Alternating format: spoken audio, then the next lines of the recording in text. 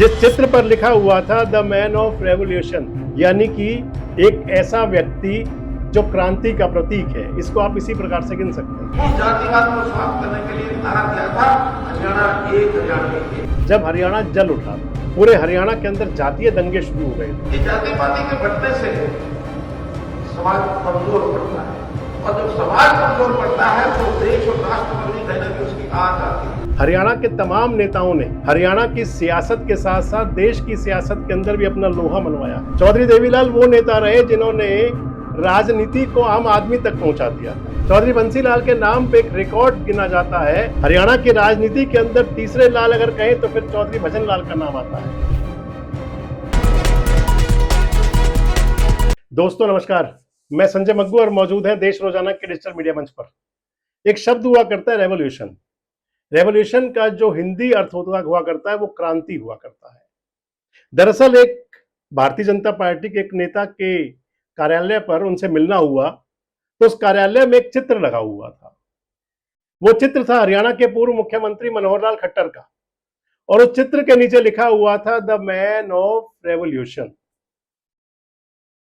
दरअसल अगर आप इसे बात को देखें, एक जो शब्द था, एक जो सेंटेंस था, ये अपने अंदर बहुत सारी गहराई समेटे हुए था।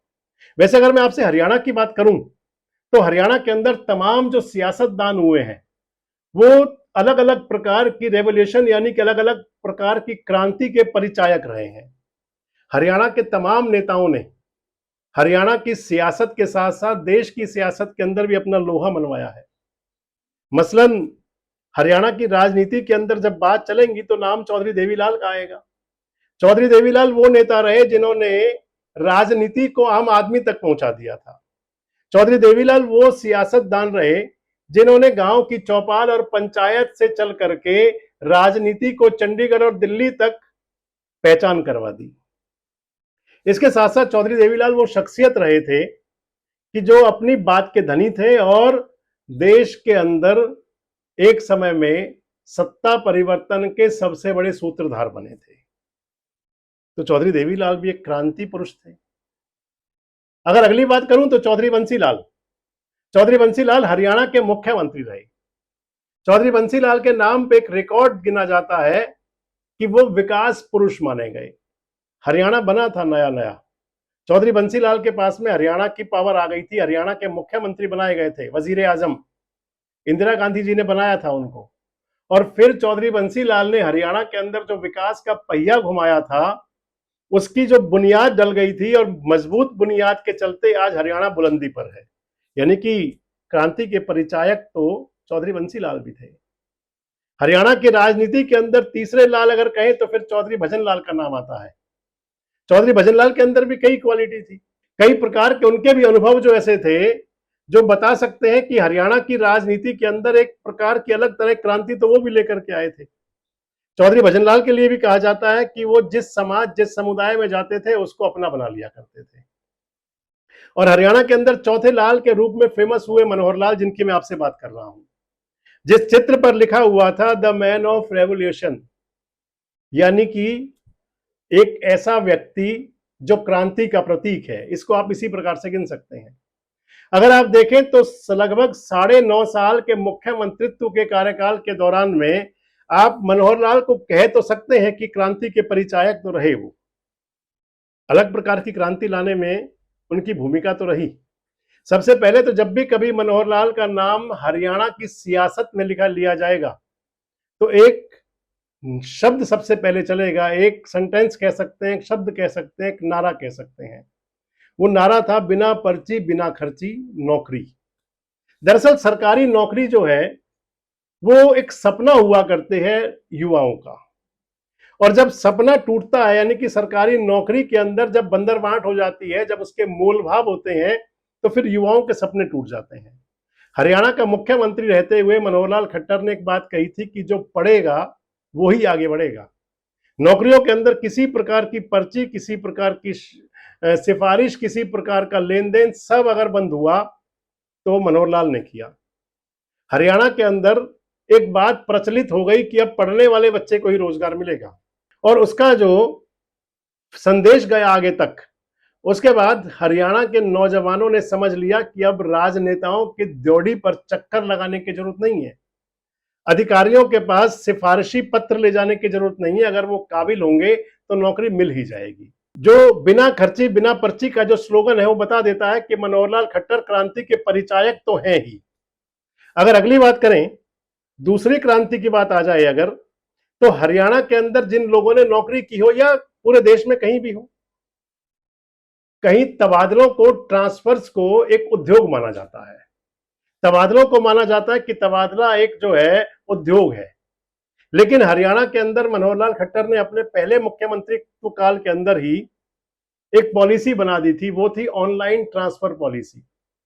यानी कि जो तबादले होंगे वो ऑनलाइन होंगे। जो नौकरी पर काम कर रहे लोग हैं उनको अपने 3-4 स्टेशन भर देने होंगे और उनमें से उनको नियुक्ति मिल जाएगी। दरअसल खासकर मैं हरियाणा की अगर बात आपसे करूं तो जिन लोगों ने आज से 15-20 साल पहले, 22 साल, 25 साल पहले अगर सरकारी नौकरी की हो, खासकर वो महिला अगर कर्मचारी हो, चाहे वो शिक्षा विभाग में हो, चाहे वो किसी डिपार्टमेंट के अंदर क्लरिकल पोस्ट पर हो, चाहे वो स्वास्थ्य विभाग के अंदर रही हो, तमाम प्रकार का शोषण का सामना करना पड़ता था। जहां महिला कर्मचारियों को शोषण की बात थी तो पुरुष कर्मचारियों के पास राजनेताओं की ड्योढ़ी पर चक्कर दर चक्कर लगाना उनकी मजबूरी बन जाती थी। लेकिन मनोहर लाल खट्टर ने अपने पहले मुख्यमंत्रित्व काल के अंदर जो ट्रांसफर पॉलिसी बनाई कि आप ऑनलाइन ट्रांसफर आपका होगा, मापदंड तय कर दिए गए कि 5 साल तक नौकरी ग्रामीण परिवेश में करनी होगी और उसके बाद आपको जो नौकरी मिलेगी आपकी पसंद का स्टेशन आपको मिल जाएगा। मान लीजिए एक बदलाव का बहुत बड़ा, एक क्रांति का बहुत बड़ा परिचायक।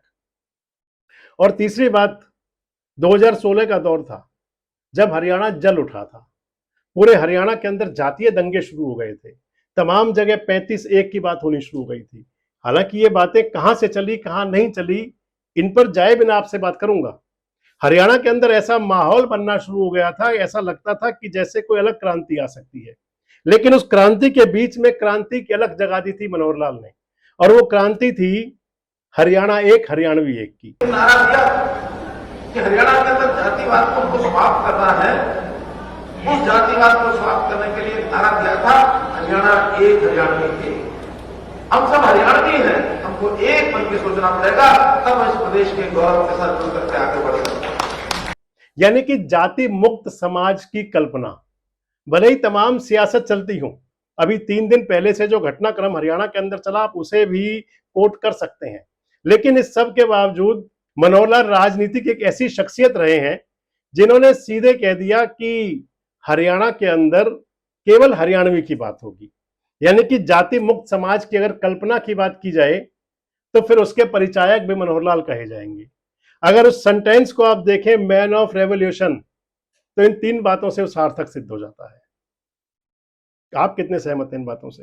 कमेंट बॉक्स में अपनी राय जरूर दें। जुड़े हमारे साथ, देखते रहें देश रोजाना। हमारे साथ जुड़े रहने के लिए सब्सक्राइब करें देश रोजाना के YouTube चैनल को और नई वीडियो की नोटिफिकेशन पाने के लिए बेल आइकन जरूर दबाएं। अगर आप ये वीडियो Facebook या Instagram पर देख रहे हैं तो पेज को लाइक और फॉलो जरूर करें और ज्यादा से ज्यादा शेयर करें।